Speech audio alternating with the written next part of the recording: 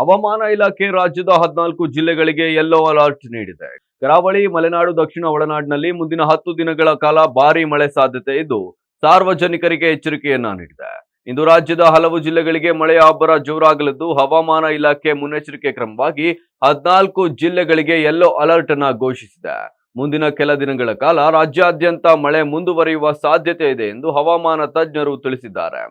ಹಾಗಾದ್ರೆ ಯಾವೆಲ್ಲ ಜಿಲ್ಲೆಗಳಿಗೆ ಮಳೆ ಸಾಧ್ಯತೆ ಇದೆ ಅನ್ನೋದಾದ್ರೆ, ಬೀದರ್, ಕಲಬುರಗಿ, ಯಾದಗಿರಿ ಮತ್ತು ರಾಯಚೂರು, ವಿಜಯಪುರ, ಬಾಗಲಕೋಟೆ, ಕೊಪ್ಪಳ ಮತ್ತು ಗದಗ, ಧಾರವಾಡ, ಬೆಳಗಾವಿ, ಹಾವೇರಿ ಮತ್ತು ಉತ್ತರ ಕನ್ನಡ ಹಾಗೂ ಕರಾವಳಿ ಭಾಗದ ಉಡುಪಿ ಮತ್ತು ದಕ್ಷಿಣ ಕನ್ನಡ ಜಿಲ್ಲೆಗಳಲ್ಲಿ ಗುಡುಗು ಸಹಿತ ಮಳೆಯಾಗಲಿದ್ದು, ಇನ್ನು ಮೈಸೂರು, ಚಾಮರಾಜನಗರ, ಮಂಡ್ಯ, ರಾಮನಗರ ಜಿಲ್ಲೆಗಳಲ್ಲಿ ಅಲ್ಲಲ್ಲಿ ಮೋಡ ಕವಿದ ವಾತಾವರಣ ಇರಬಹುದು ಹಾಗೂ ಕೊಂಚ ಮಟ್ಟದಲ್ಲಿ ಮಳೆಯಾಗಬಹುದು ಎಂದು ಹವಾಮಾನ ಇಲಾಖೆ ವರದಿಯನ್ನ ಮಾಡಿದೆ. ಶುಭ ಕಾರ್ಯಕ್ರಮಗಳಿರಲಿ ಅಥವಾ ದೈನಂದಿನ ಪೂಜೆಯೇ ಇರಲಿ, ಪರಿಶುದ್ಧವಾದ ಪೂಜಾ ಸಾಮಗ್ರಿಗಳು ಸಿಗುವುದು ಬಹಳ ಮುಖ್ಯ. ಅಂತಹ ಪೂಜಾ ಸಾಮಗ್ರಿಗಳ ಭಂಡಾರವೇ ಶ್ರೀ ರಾಘವೇಂದ್ರ ಪೂಜಾ ಭಂಡಾರ. ಶ್ರೀ ರಾಘವೇಂದ್ರ ಪೂಜಾ ಭಂಡಾರ, ನಮ್ಮಲ್ಲಿ ಎಲ್ಲಾ ತರಹದ ಪೂಜಾ ಸಾಮಗ್ರಿಗಳು ಲಭ್ಯವಿದೆ.